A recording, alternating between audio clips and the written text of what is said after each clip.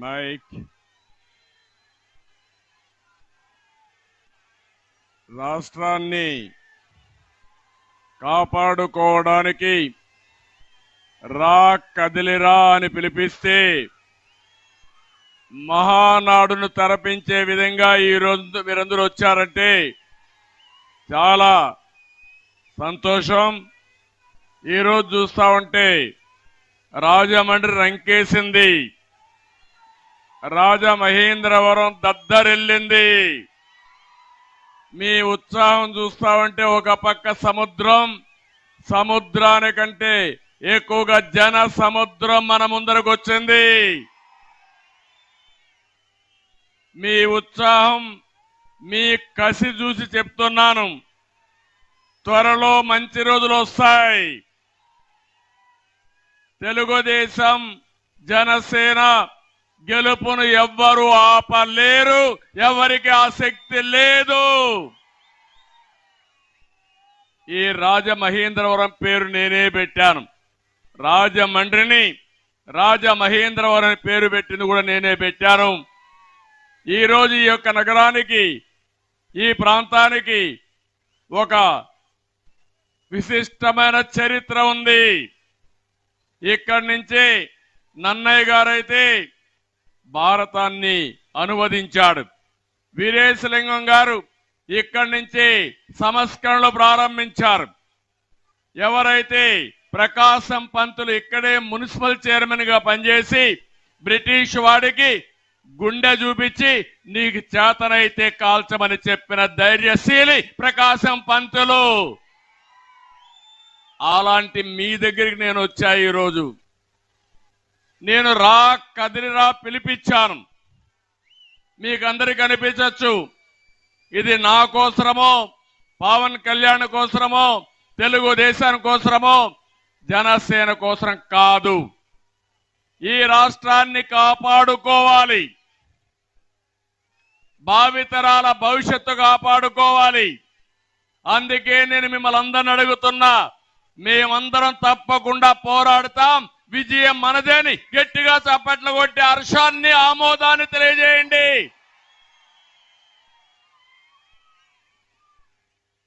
తెలుగు జాతి 10 కోట్ల జనాభా, 5 కోట్ల మంది తెలంగాణ గాని ఇతర రాష్ట్రాల్లో గాని ఇతర దేశాల్లో ఉన్నారు. 5 కోట్ల మంది మన రాష్ట్రంలో, ఆంధ్రప్రదేశ్ రాష్ట్రంలో ఉన్నారు. ఈ రోజు మీరు చూస్తే, ఆ రోజు నేను దూరదృష్టితో ఒక విజన్ ఇచ్చాను. హైదరాబాద్ ని అభివృద్ధి చేశాను. ఈ రోజు ప్రపంచ పటంలో పెట్టాం. ఈ రోజు మీరు చూస్తే తెలంగాణ రాష్ట్రం దేశంలోనే తలసరి ఆదాయంలో నెంబర్ 1 అంటే ఆ రోజు తెలుగుదేశం పార్టీ వేసిన ఫౌండేషన్ ని మీరందరూ అర్థం చేసుకోవాల్సిన అవసరం ఉంది. ఇంకో పక్కన మీ ఊర్లో మీరు చూడండి, 10 మంది 20 మంది, కొన్ని గ్రామాల్లో 100 మంది వేరే రాష్ట్రాలకు వెళ్ళారు, వేరే దేశాలకు వెళ్ళారు. ఆ రోజు నేను ఒక ఆయుధం వాళ్ళకి ఇచ్చా. ఆ ఆయుధమే ఐటీ.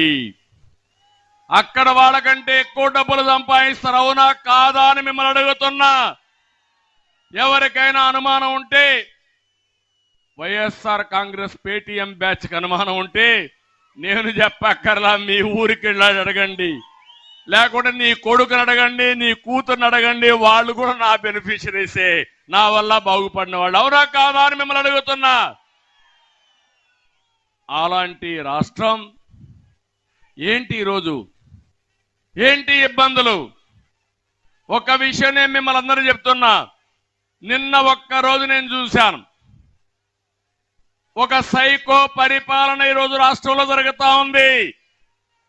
ఒక మానసిక రోగి ఈ రాష్ట్రాన్ని పరిపాలిస్తున్నాడు. మొన్ననే విశాఖపట్నంలో మీటింగ్ పెట్టుకున్నారు.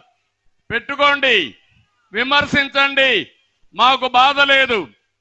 నా ఫోటోని, పవన్ కళ్యాణ్ ఫోటోని, వేరే వాళ్ళందరూ ఫోటోలు 2-3 పెట్టి, వాళ్ళు అక్కడ చూస్తే బాక్సింగ్ బ్యాగ్స్ పెట్టి దాంతో కొడుతూ, కాళ్లతో బూట్ కాళ్ళతో తంతూ ఇష్టానుసారంగా చేశారంటే ఇది నాగరిక ప్రపంచం అనుమతిస్తుందా అని మిమ్మల్ని అడుగుతున్నా. ఇది న్యాయమా అని మిమ్మల్ని అడుగుతున్నా. నేను అడుగుతున్నా, ఇక్కడ పోలీసులు ఉన్నారు. నేను ఆ పని డయాస్ పైన పెట్టి జగన్మోహన్ రెడ్డి ఫోటోకు చేస్తే మీరు అనుమతిస్తారా అని పోలీసులు అడుగుతున్నా. చెప్పండి మీరు.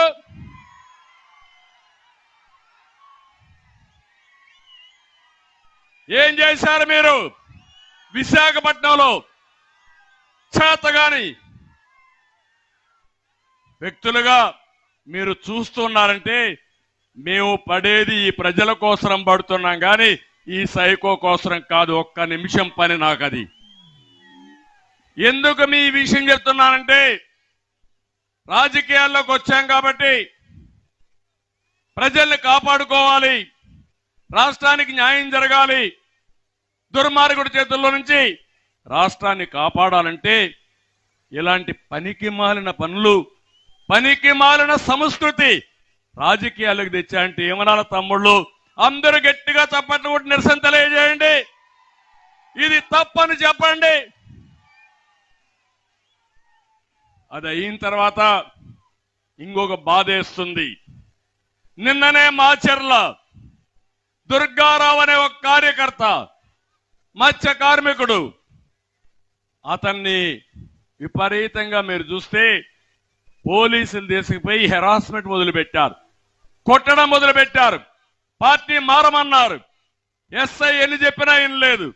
రిపీట్ కొడతా ఉంటే ఏం చేయాలో దిక్కుది లేకుండా మళ్ళా పోతే కొడతారని భయంతో ఆత్మహత్య చేసుకుని చనిపోయాడు.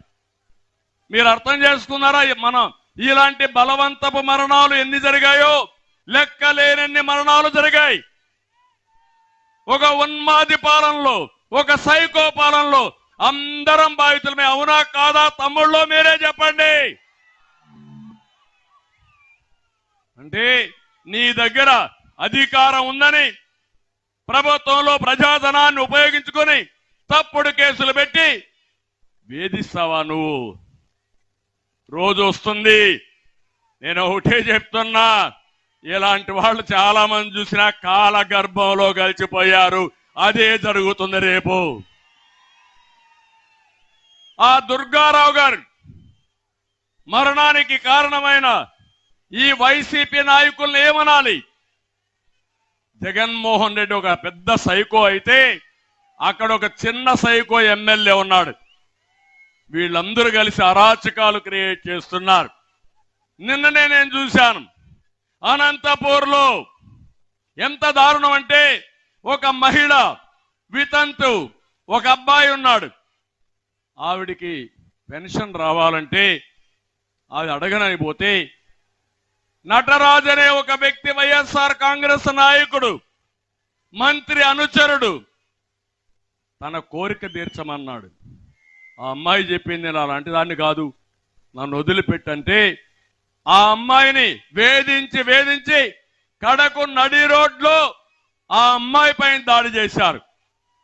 ఒక దుర్మార్గుడు, ఒక కీచకుడు, ఒక దుశ్శాసనుడు కోరిక తీర్చలేదని ఆ అమ్మాయిని నడి రోడ్లో కొట్టి విపరీతంగా బాధించి, ఎక్కడైతే పవిత్రంగా చూస్తామో లేడీస్ని అలాంటి మహిళ మీద కాళ్లతో తన్నాడంటే ఏంటి వీళ్ళందరూ?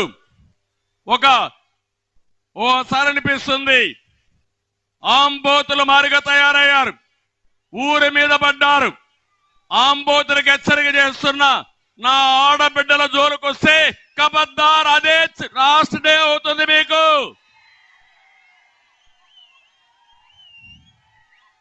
సిగ్గుందా ముఖ్యమంత్రి అని అడుగుతున్నా. నువ్వు సైకో అవునా కాదని అడుగుతున్నా.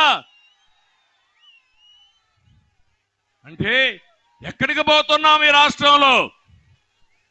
నిన్ననే ఒక సీనియర్ నాయకుడు కన్నా లక్ష్మీనారాయణ నియోజకవర్గానికి పోతే అక్కడ ఒక సైకో ఉన్నాడు, ఆంబోత రాంబాబు.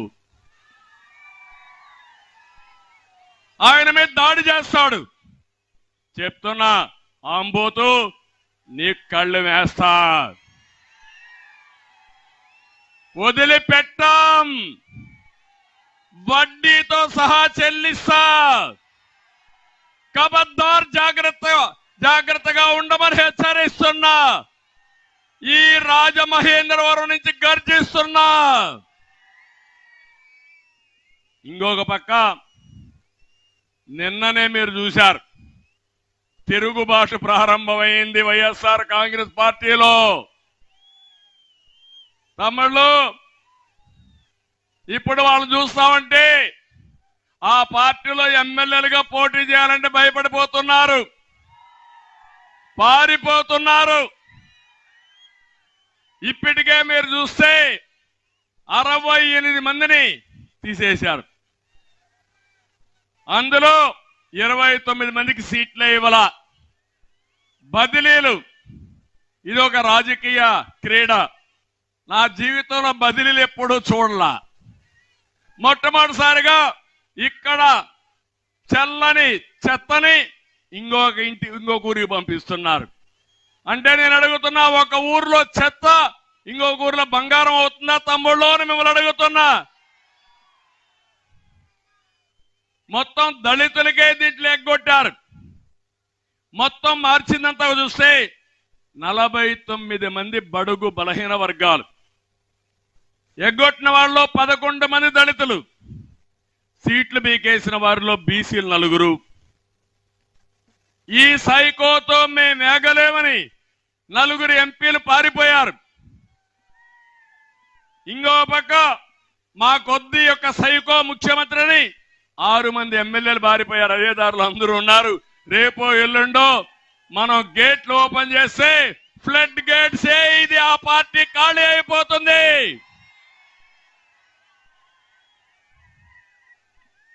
ఇంకో పక్కన ఒక 2 ఎమ్మెల్సీలు కూడా రాజీనామా చేసేశారు. నీతో మేము ఏగలేము, మాకొద్దని. మీరు ఒకసారి చూస్తే మొత్తం బదిలీ చేసిన వాళ్ళు మీరు చూడండి.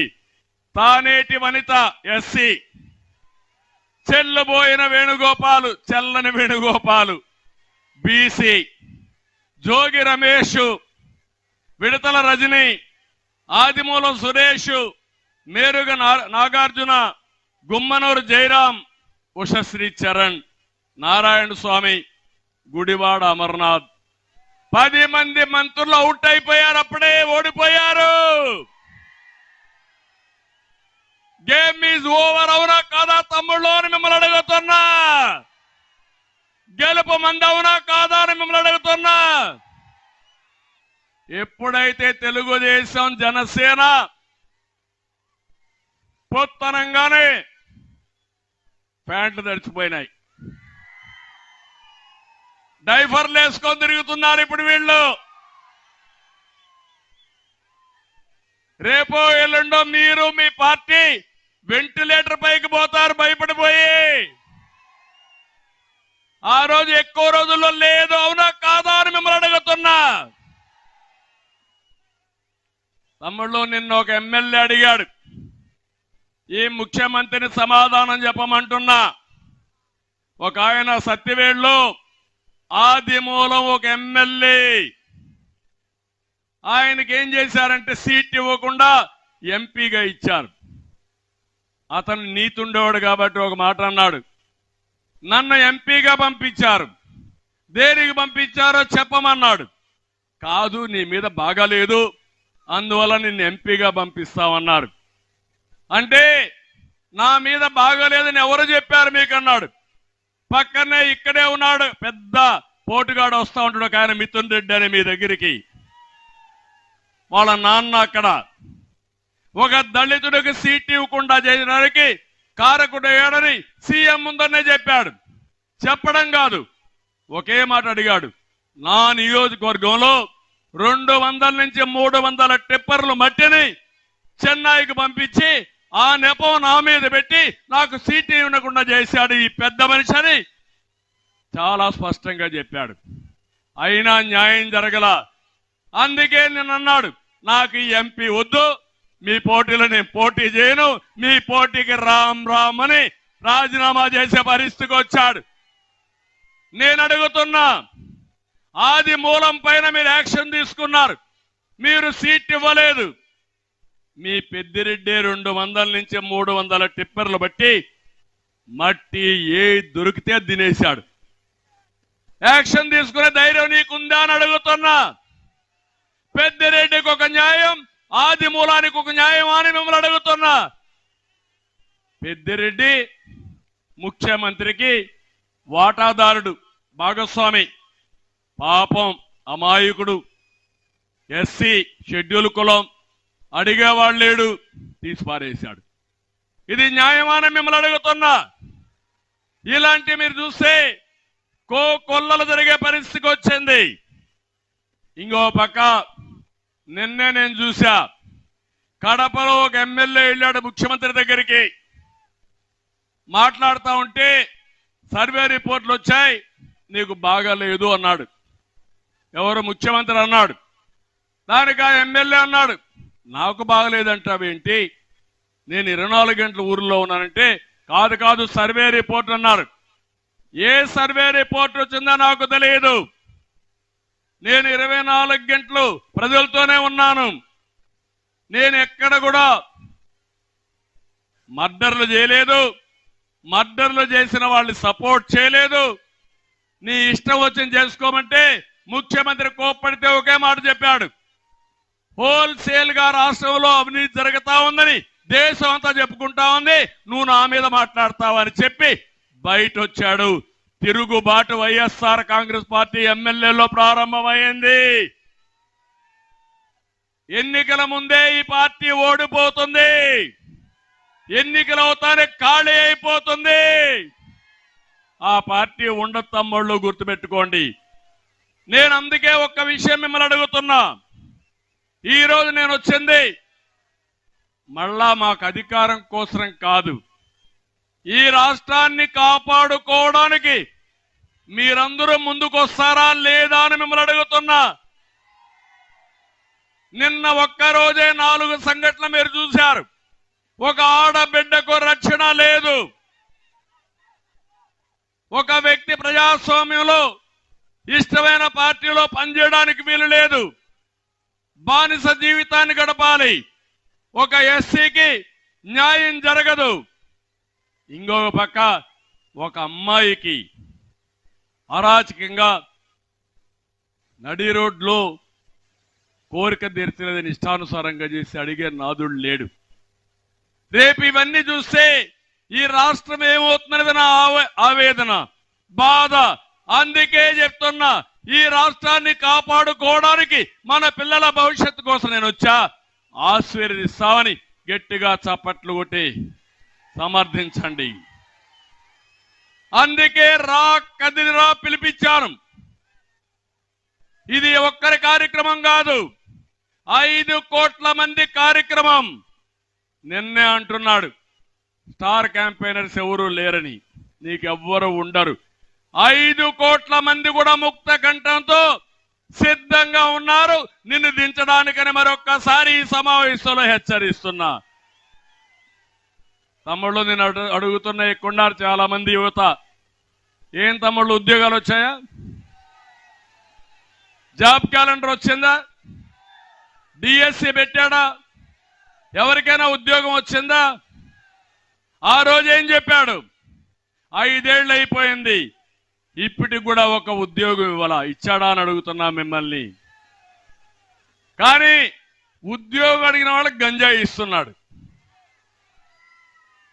గంజాయి దొరకని ప్లేస్ ఏదైనా ఉందా అని మిమ్మల్ని అడుగుతున్నా.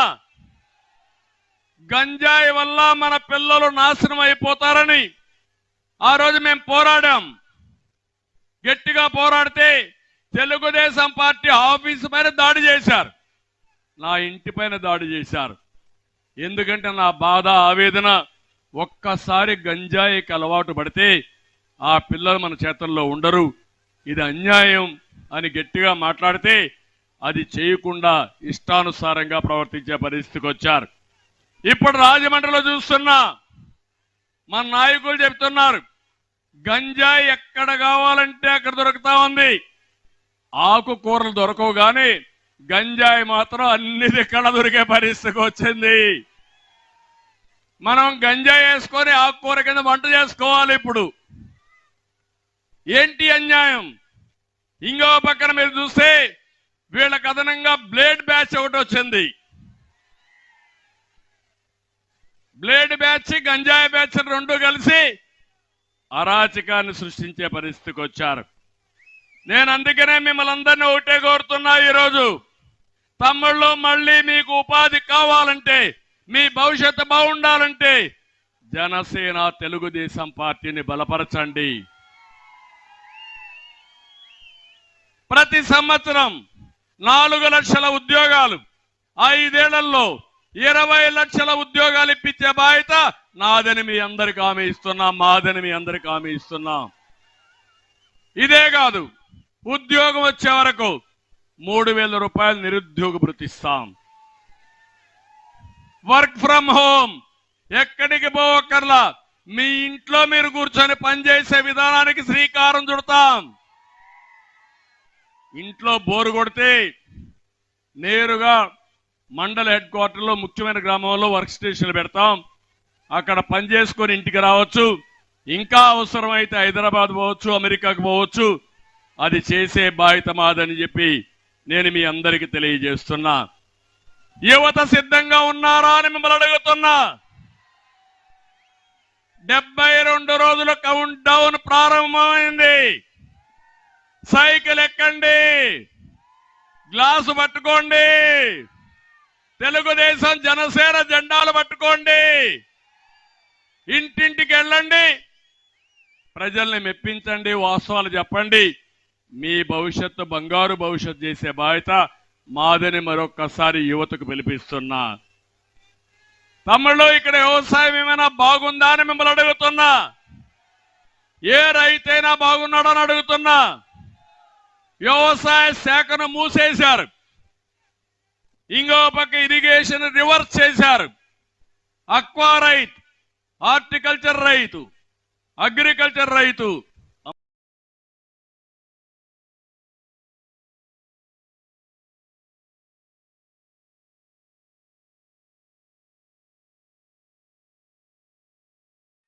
తెలుగుదేశం జనసేన జెండాలు పట్టుకోండి, ఇంటింటికి వెళ్ళండి, ప్రజల్ని మెప్పించండి, వాస్తవాలు చెప్పండి.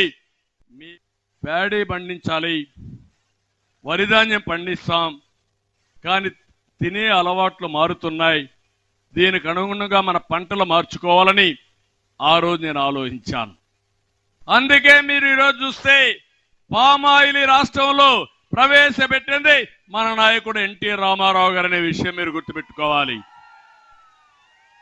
వాణిజ్య పంటలకు ఎక్కువ ప్రాధాన్యత ఇచ్చాం. ఒక పక్క అక్వా పెద్ద ఎత్తున సాగు చేశాం. రాయలసీమలో పండ్ల తోటలకు ప్రాధాన్యత ఇచ్చాం. ఈ దుర్మార్గుడు వచ్చి మొత్తం ముంచేసే పరిస్థితికి వచ్చాడు. వరి ధాన్యం కొనే నాదుడు లేడు. వర్షాలు పడతా ఉంటే గోతాలు ఇవ్వలేరు, సంచులు ఇవ్వలేరు, కానీ ఇష్టానుసారంగా మన మీద దాడులు చేసే పరిస్థితికి వచ్చారు. ఎక్కడ కూడా సబ్సిడీ రావడం లేదు, గిట్టుబాటు ధర లేదు. ఇలాంటి చూస్తే దేశంలోనే ఎక్కువ అప్పుండే రైతాంగం మన రాష్ట్రంలో ఉన్నారు.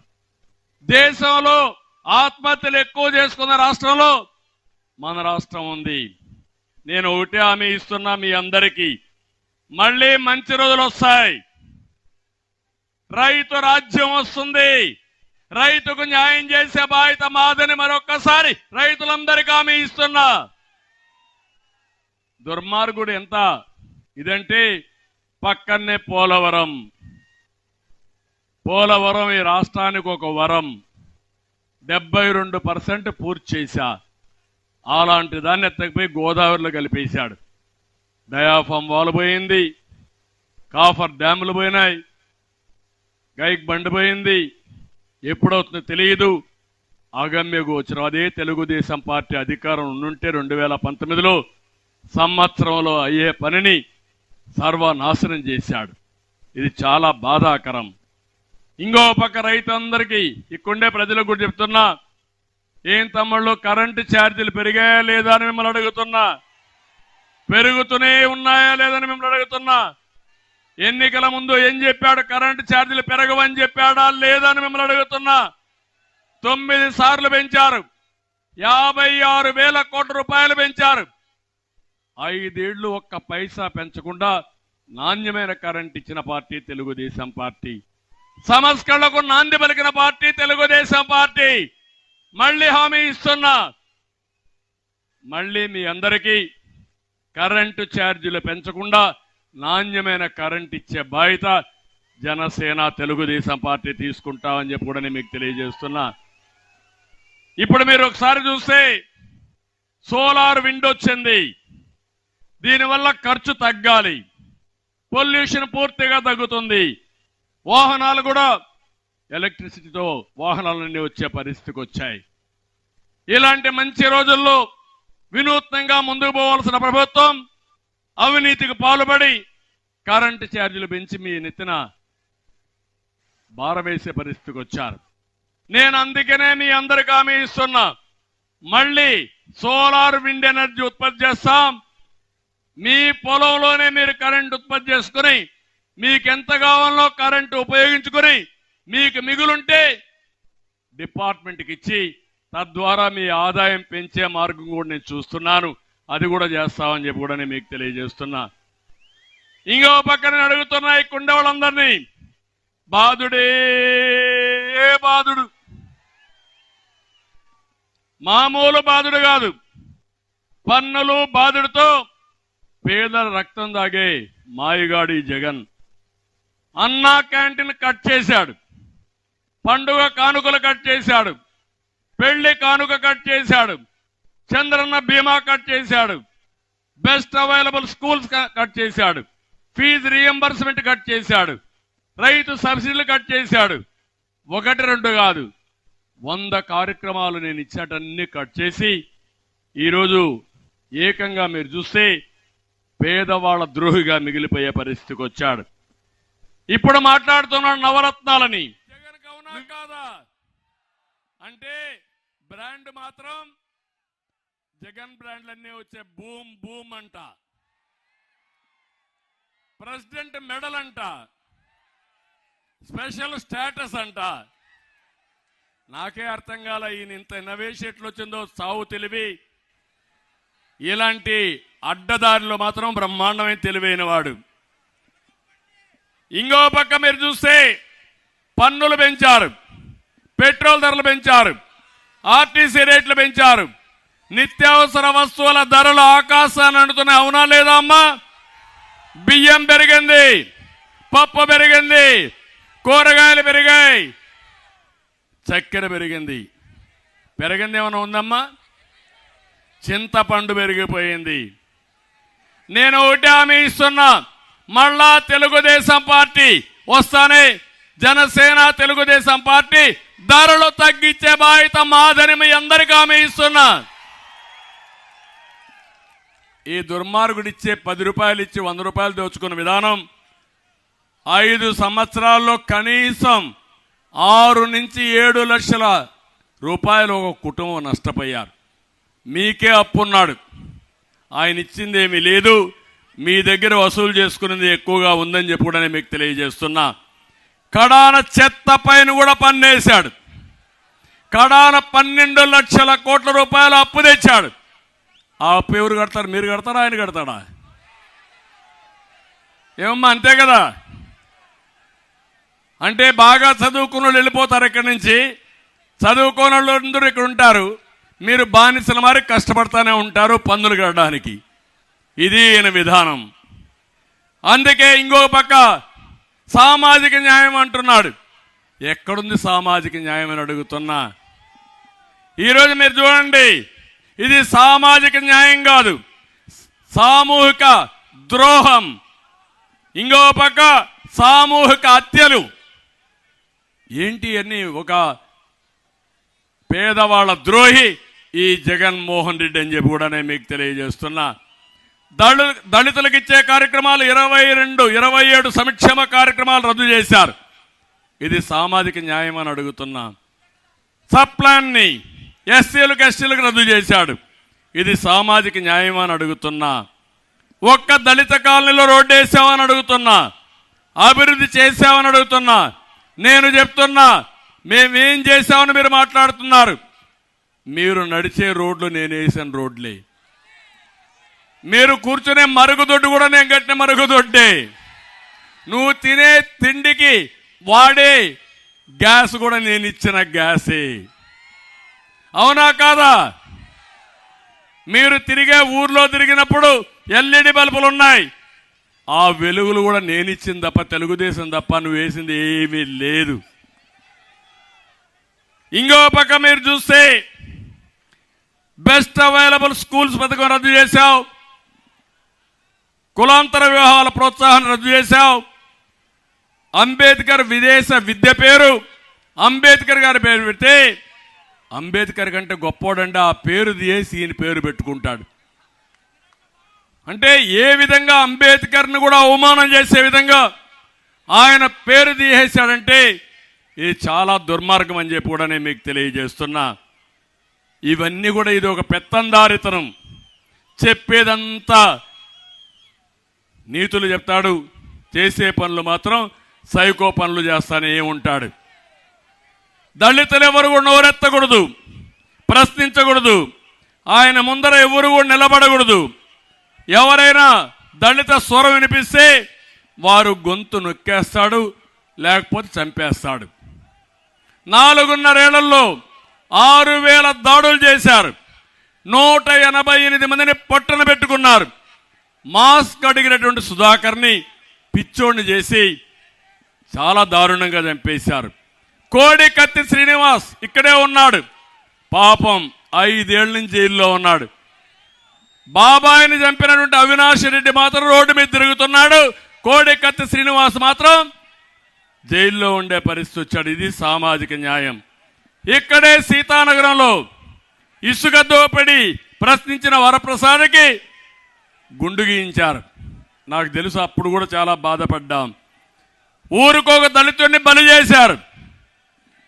దళితులకు అన్యాయం చేసిన వ్యక్తి ఇక్కడే మీరు చూశారు. సుబ్రహ్మణ్యం కార్ డ్రైవర్ని చంపేసి డోర్ డెలివరీ చేస్తే, డోర్ డెలివరీ చేసిన వ్యక్తిని పక్కన పెట్టుకొని ముఖ్యమంత్రి ఊరేగుతున్నాడంటే ఇదే సామాజిక న్యాయం అని అడుగుతున్నా. ఇలాంటివన్నీ జరిగే పరిస్థితి వచ్చింది. ఇంకో పక్క నేను ఒకటే మీ అందరికీ కోరుతున్నా, బీసీలు తెలుగుదేశం పార్టీకి వెన్నెముక, బీసీలకు రుణపడున్నాం, తప్పకుండా బీసీ రుణం తీర్చుకుంటాం, సప్లాన్ తెస్తాం, న్యాయం చేసే బాధ్యత తెలుగుదేశం పార్టీదని వెనుకబడిన వర్గాలందరికీ హామీ ఇస్తున్నా. అందుకే బీసీలకు రక్షణ చట్టం తీసుకొచ్చాం, చర్చలు కూడా చేస్తున్నాం. జనసేన తెలుగుదేశం ఇద్దరం కలిసి ఏ విధంగా న్యాయం చేయాలనో న్యాయం చేయడం కోసం తొందరలోనే ఒక ఎలక్షన్ మేనిఫెస్టో తెస్తాం. దీన్ని అమలు చేసే బాధ్యత మేము తీసుకుంటామని మేము చాలా స్పష్టంగా మీ అందరికీ హామీ ఇస్తున్నాను. ఇంకో పక్క ఈరోజు మీరు చూస్తే సామాజిక న్యాయం అని మాట్లాడే పెద్ద మనుషులు సామంత రాజులు పెట్టారు. పెద్దిరెడ్డి, సాయిరెడ్డి, సుబ్బారెడ్డి, సజ్జల రెడ్డి, వీళ్ళది పెత్తనం. కడమంతా కూడా బడుగు బలహీన వర్గాలు వీళ్ళకు ఊడిగం చేయాలి, కాళ్ళు మొక్కాలి. అది వీళ్ళ సామాజిక న్యాయం. ఈ బూటకాలొద్దు, వాస్తవాలకు రమ్మని కూడా హెచ్చరిస్తున్నా. అందుకే మీరందరూ కూడా సామాజిక న్యాయం గురించి మాట్లాడే అర్హత మీకు లేదని హెచ్చరిస్తున్నా. నేను మేము భవిష్యత్తు గ్యారంటీ ఒక కార్యక్రమం ఇచ్చాం. నా ఆడబిడ్డలందరికీ ఒకటి హామీ ఇస్తున్నా, ఆడబిడ్డలకు న్యాయం చేసిన పార్టీ గతంలో తెలుగుదేశం పార్టీ. అవునా కాదా? ఆడబిడ్డలు ఆలోచించండి. మొట్టమొదటిసారిగా రాజకీయాల్లో 8% రిజర్వేషన్లు పెట్టింది నందమూరి తారక రామారావు గారు. ఆ తర్వాత ఆస్తిలో సమాన హక్కు ఇచ్చింది ఎన్టీ రామారావు గారు. ఆ తర్వాత నేను వచ్చిన తర్వాత ఉద్యోగాల్లో, కాలేజీల్లో సీట్లలో 33% రిజర్వేషన్లు పెట్టాం. ఒకప్పుడు డౌరీ ఉండేది, ఇప్పుడు డౌరీ కూడా లేదు. బాగా చదువుకొని రివర్స్ డౌరీ ఇస్తున్నారు. ఆడపిల్లలకు డబ్బులు ఇచ్చి పెళ్లి చేసుకునే పరిస్థితికి వచ్చారంటే అది తెలుగుదేశం పార్టీ సాధించిన విజయం. డాక్రా సంఘాలు పెట్టాను, పొదుపు ఉద్యమం నేర్పించాను, మిమ్మల్ని అందరినీ నాయకులుగా తయారు చేశాం. ఇంట్లోనో వంటింటికో లేకపోతే ఇంటికి పరిమితమైన ఆడబిడ్డల్ని బయటొచ్చి స్వేచ్ఛగా ఆర్థిక విషయాలు లావాదేవీల్లో భాగస్వాములు చేశామంటే అది తెలుగుదేశం పార్టీ మీకు ఇచ్చిన వరం అని చెప్పి నేను మీకు తెలియజేస్తున్నా. ఇప్పుడు నా ఆలోచన ఒకటి, ఆడబిడ్డల్ని కేంద్రంగా పెట్టుకుని పేదరిక నిర్మూలన చేయాలని, ఈ రాష్ట్రాన్ని అభివృద్ధి చేయాలని మహాశక్తి కార్యక్రమం తీసుకొచ్చాం. అందుకే ప్రతి ఒక్క ఆడబిడ్డకి 1500 రూపాయలు నెలకు మీ అకౌంట్లో వేసే బాధ్యత మేము తీసుకుంటామని మీ అందరికీ హామీ ఇస్తున్నా. రెండోది, ఏదైతే తల్లికి వందనం కింద ఎంతమంది పిల్లలుంటే అంతమందికి 15,000 రూపాయలు వేస్తామని కూడా మీ అందరికీ హామీ ఇస్తున్నా. ఇవి రెండు కాకుండా ధరలు పెరిగాయి. అందుకే నేనే దీపం పెట్టాం. ఈరోజు మళ్ళా మీకు హామీ ఇస్తున్నా, ప్రతి ఒక్క ఆడబిడ్డకి 3 సిలిండర్లు ఉచితంగా గ్యాస్ ఇచ్చే బాధ్యత తీసుకుంటామని హామీ ఇస్తున్నా. ఆర్టీసీ బస్సుల్లో ఉచిత ప్రయాణ సౌకర్యం ఏర్పాటు చేస్తాం. ఈ 4 చేసి మీ ద్వారా 15 రూపాయలు నేను ఇస్తే 15 రూపాయలని 100 రూపాయలు ఎట్ట చేయాలి, 1000 రూపాయలు ఎట్ట చేయాలి, 10,000 రూపాయలు ఎట్ట చేయాలి, మిమ్మల్ని ఆర్థికంగా వెసులుబాటు తేవడానికి ఏం చేయాలనో చేపించే బాధ్యత మేము తీసుకుంటాం. అదే P4 అన్న. పేదరికం నుంచి ప్రతి ఒక్కరిని పైకి తీసుకొచ్చే విధానానికి తెలుగుదేశం జనసేన శ్రీకారం చుడతాం. ఇది చేసి చూపిస్తామని మరొక్కసారి హామీ ఇస్తున్నా. అందుకే మా ఆడబిడ్డల పైన నాకు ఒక విశ్వాసం, ఒక నమ్మకం. మీకు ఒక అన్నగా, ఒక తమ్ముడుగా మీకు న్యాయం చేసిన పార్టీ తెలుగుదేశం పార్టీ. ఇప్పుడు జనసేన తెలుగుదేశం 2 పార్టీలు కూడా మా ఆడబిడ్డలకు న్యాయం చేస్తామని మరొక్కసారి హామీ ఇస్తున్నా. ఇలాంటి కార్యక్రమాలు చేసినప్పుడు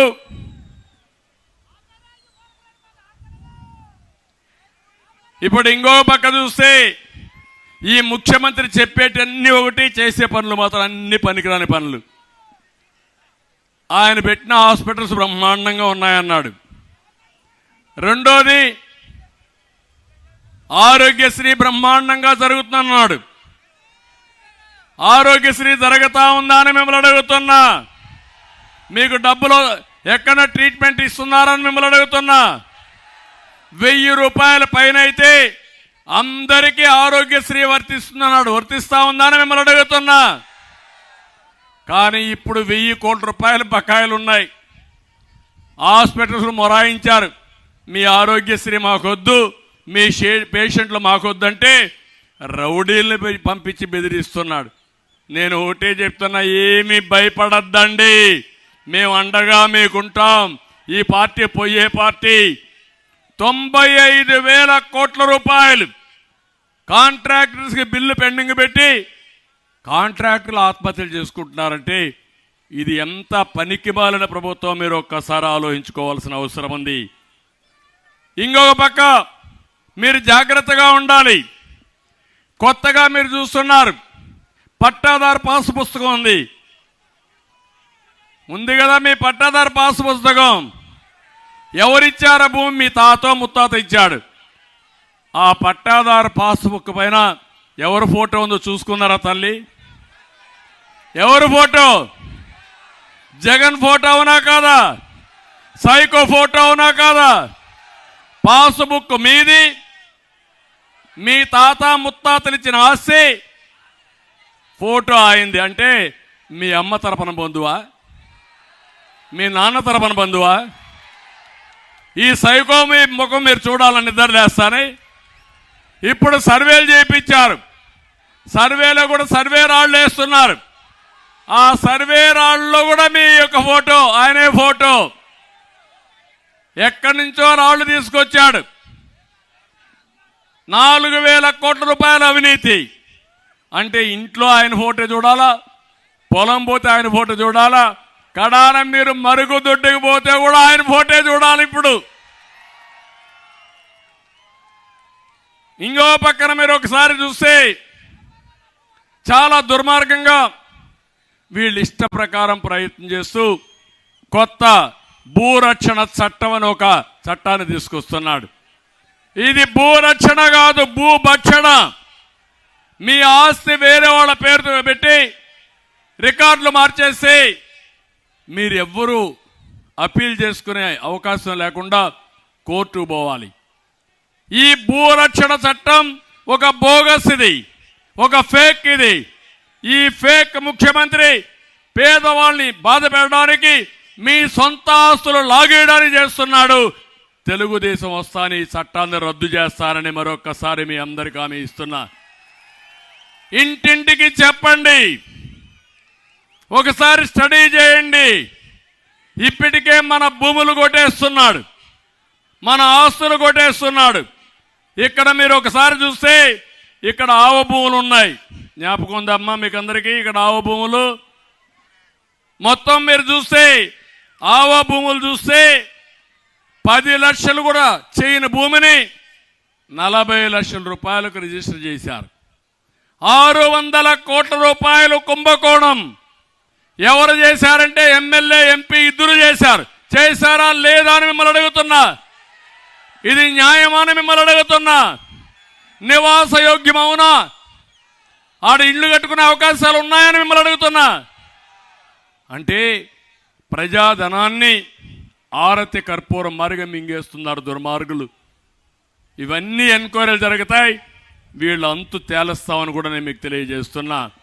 ఇంకో పక్కన టిట్కో ఇండ్లు 6200 ఇండ్లు కట్టాం. రంగులు వేసుకున్నారు కానీ రంగులు పిచ్చోడు, ఇల్లు మాత్రం పూర్తి చేయాలా? చేశారా అని మిమ్మల్ని అడుగుతున్నా.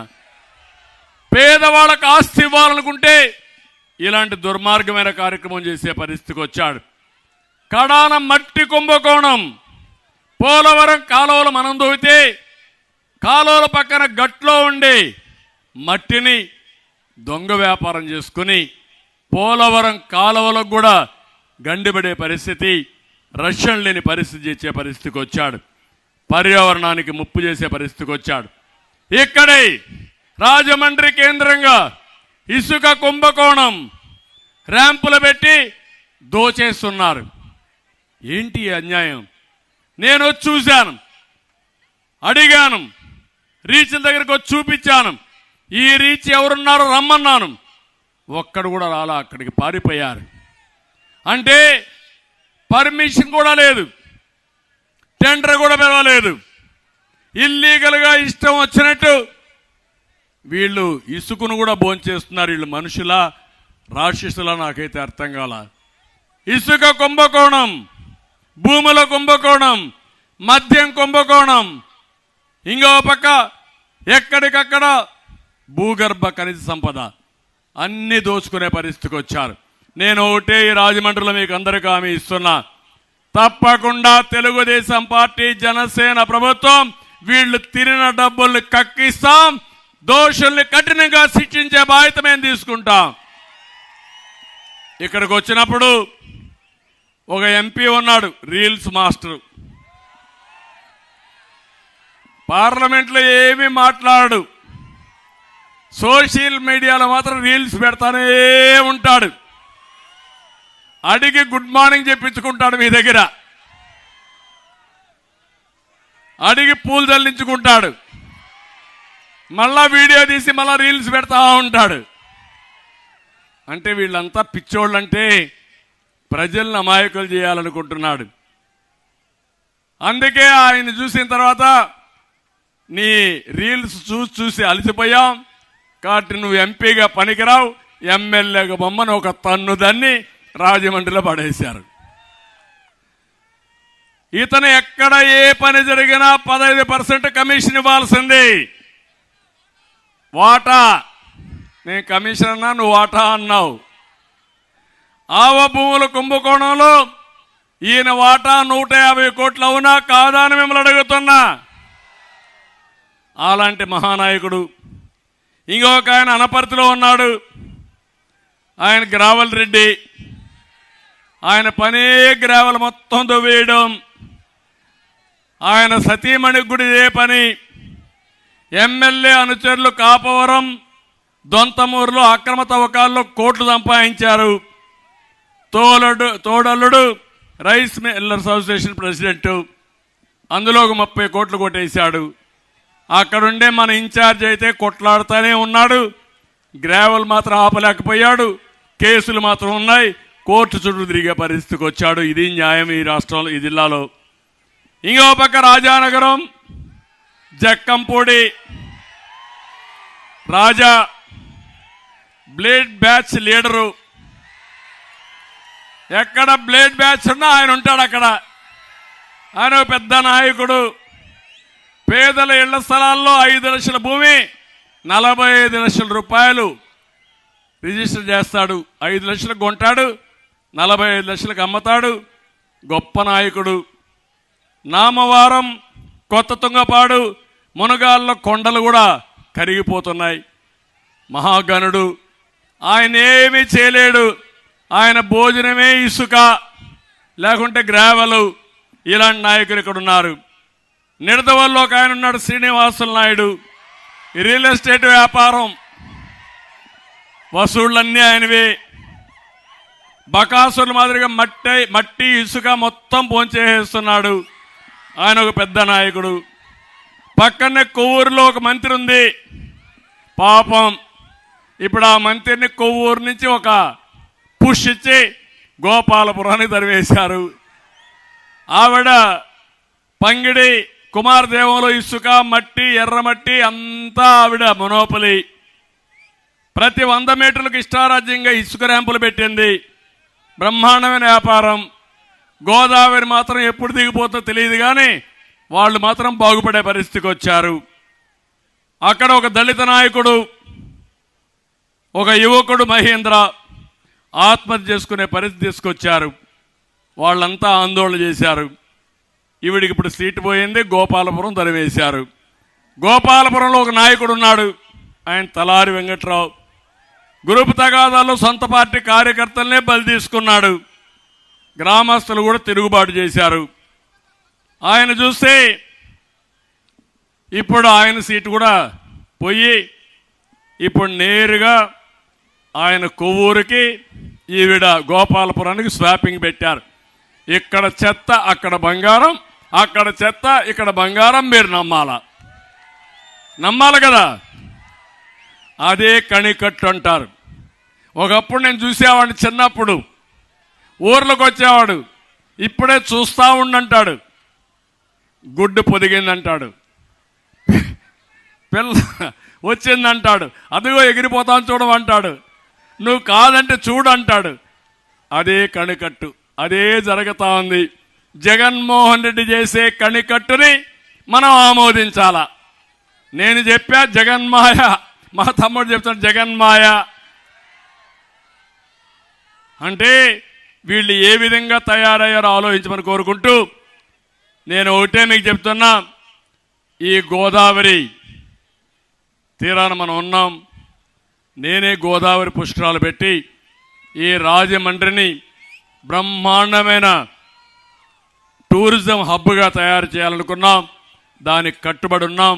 తప్పకుండా మళ్ళీ చేస్తామని చెప్పి నేను మీకు హామీ ఇస్తున్నా. ధాన్యం రైతులు ఇక్కట్లు తొలగిస్తాం, అక్వా రైతులను ఆదుకుంటాం. రోడ్లన్నీ అధ్వానంగా అయిపోయినాయి. రోడ్డు మీదనే డెలివరీ అయ్యే పరిస్థితి వస్తూ ఉంది.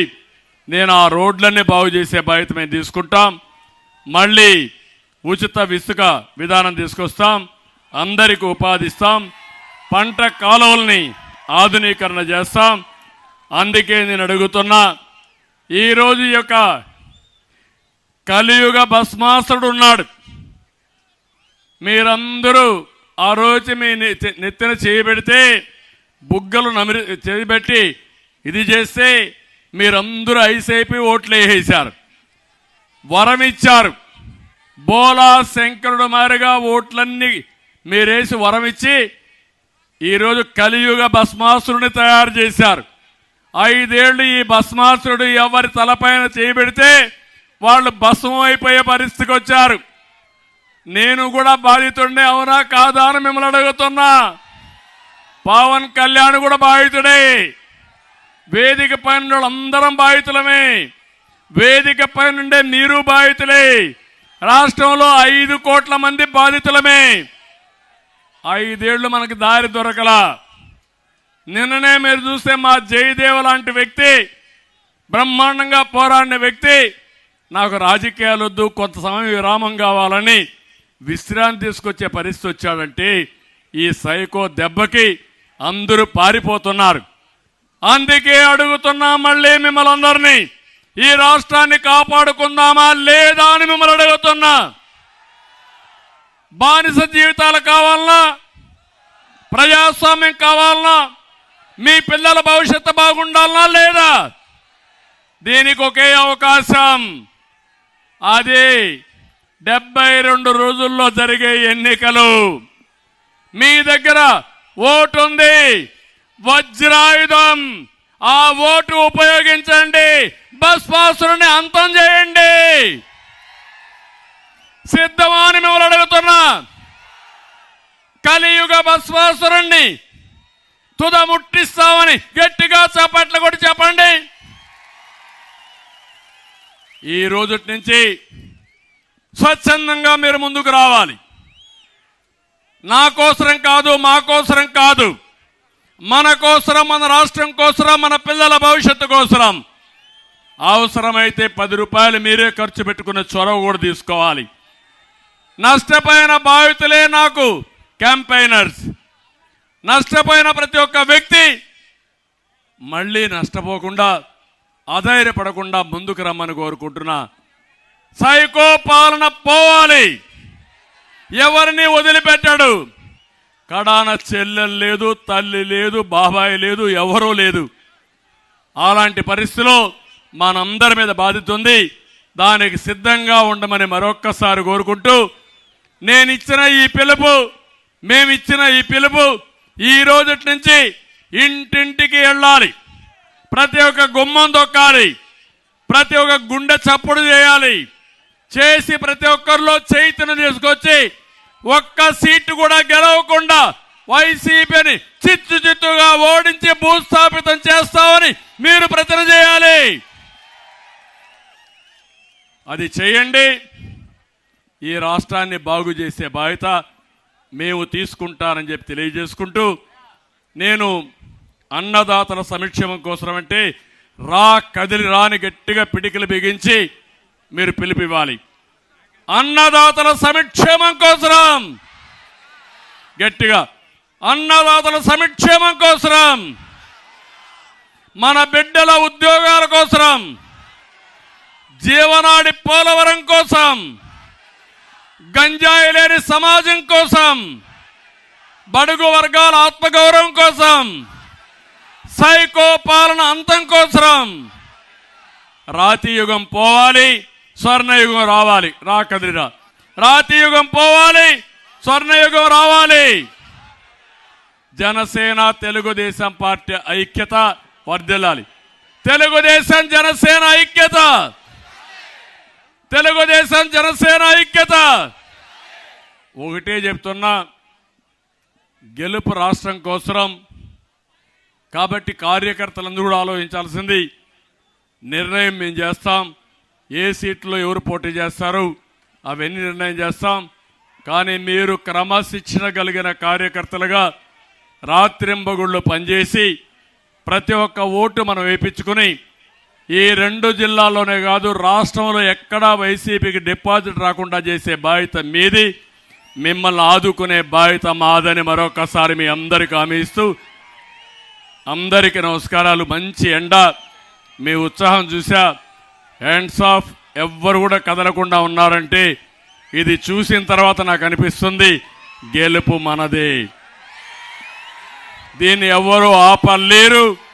అయితే ఇంట్లో పడుకోవద్దండి, మళ్ళీ గెలుపు మందే అని ఇంట్లో పడుకుంటే ఏమన్నట్టు అవుతుంది. మామూలు గెలుపు కాదు, ఒక హిస్టారికల్ విక్టరీ అవసరం. ప్రజలేంటో చూపించాల్సిన బాధ్యత మన మీద ఉంది. దానికి సిద్ధంగా మనం కోరుకుంటూ అందరికీ నమస్కారాలు. జై Hind. It's about time to break it down.